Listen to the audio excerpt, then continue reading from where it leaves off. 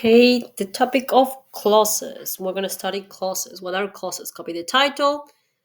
So we have two type of clauses. We have independent and dependent clauses. So basically, independent clauses are clauses that exist on their own and they complete the sentence. They are a complete sentence. Sorry, and we have dependent clauses, which are clauses that do not exist on their own, which means they do not make sense on their own. They are not complete sentence. Remember that when I say complete sentence, I mean subject verb may or may not have a complement. So independent clauses like the child ate all his food. This is a full sentence, but it can also be part of a clause.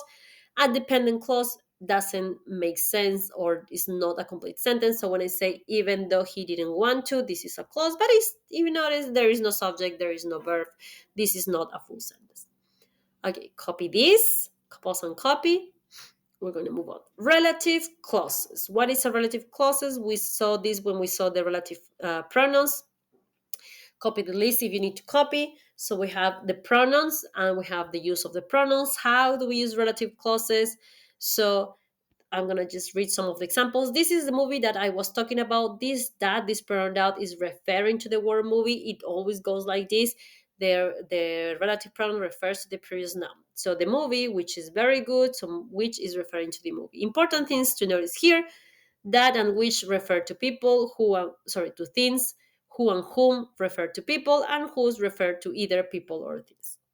Pause this, study these examples, but notice that besides who is people and what is for things, what is for people, the only thing we really care about relative clauses is essential versus non-essential relative clauses, which is basically just that versus which. Who, whom, and whose is the same, right? The only thing that matters that much for the SAT is that and which. The only rule that you really care about is that goes with no commas and which goes between commas. That's it, right? Well, here it says that it may end with a period semicolon if it's at the end of the sentence, but that's the whole thing. That's all we care about for the SAT, okay? Which means this is the movie that I was talking about, no commas. No commas, I had to put that. That refers to movie. The movie, which is very good, comma, I have to put which. Okay. Other than that, who, whom, and whose may have commas, may not have commas. The difference that is whether it's a person or not a person. That and which, the only thing you care about the that versus which, trust me, the only thing you care about the that versus which is that has no commas, which does have commas. That's it. Pause this here, copy this. So this is the movie that, the movie which, that's it. Other than that, remember that when you have a relative clause or a non-essential clause, you can remove it, right? You can remove it and the sentence will still make sense. Okay, copy this if you have to copy. Pause it here. We're going to move on. Who versus whom, as I said before, who refers to subject pronouns or subject positions, and whom refers to complements. So the thing is very simple. Who is usually before the verb, but after the verb to be. Whom usually is before the noun, but after the verb, except the verb to be, and after a preposition. But basically, if you can replace the word with a he, then you're using who. If you can replace with a him, then you're using whom. Use any of the pronouns that works for you. He, she, we, whatever it is that work for you. But if you replace it with a subject pronoun, is who. If you replace it with an object pronoun, is whom. Period. Pause it here. Copy if you had to copy. We are going to move on.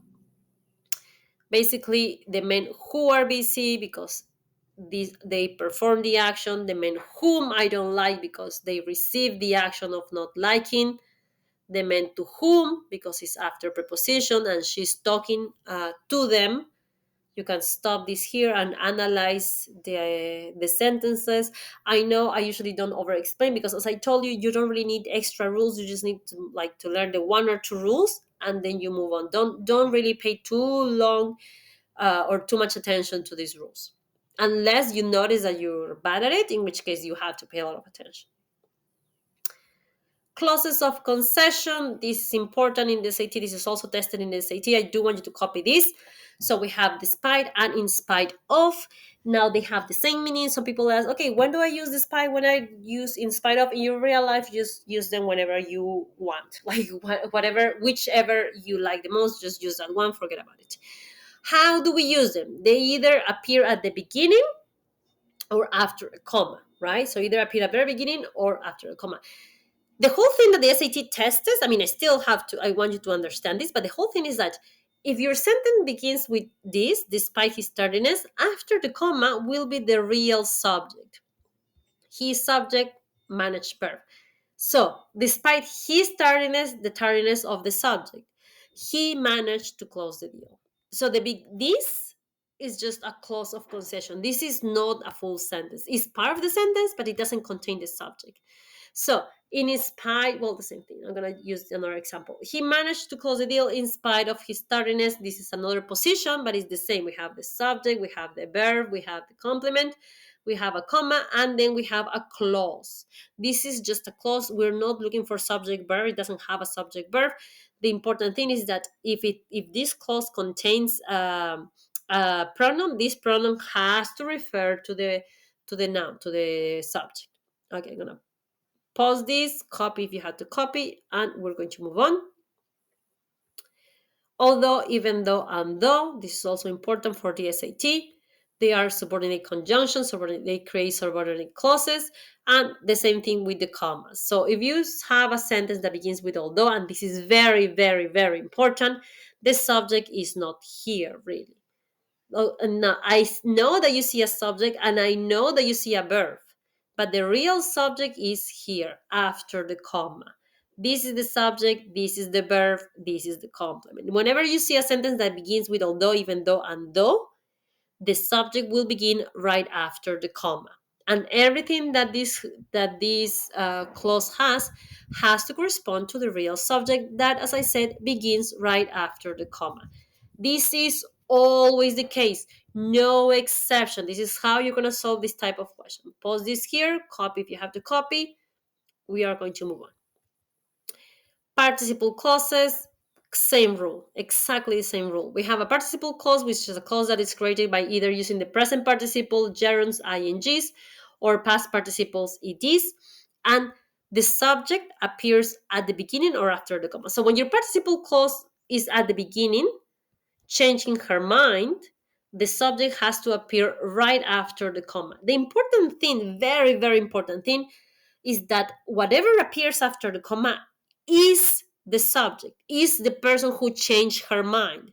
So when in the second example, when I say worried about climate change, the students, the thing that appears right after the comma has to be the subject that is worrying about climate change. And if I do it backwards, if I have the sentence first and then the participle clause, it still works. So Marcela decided to stay, changing her mind. So who's changing her mind? Marcela. Okay, pause this video, copy if you have to copy. There's a comma here. We're gonna move on to an exercise. I want you to pause the video right here, solve this exercise, write down your answer. I'm going to solve it. Okay, so we're here, and we have a participle clause. Upon recovering 2 years later, and then we have what?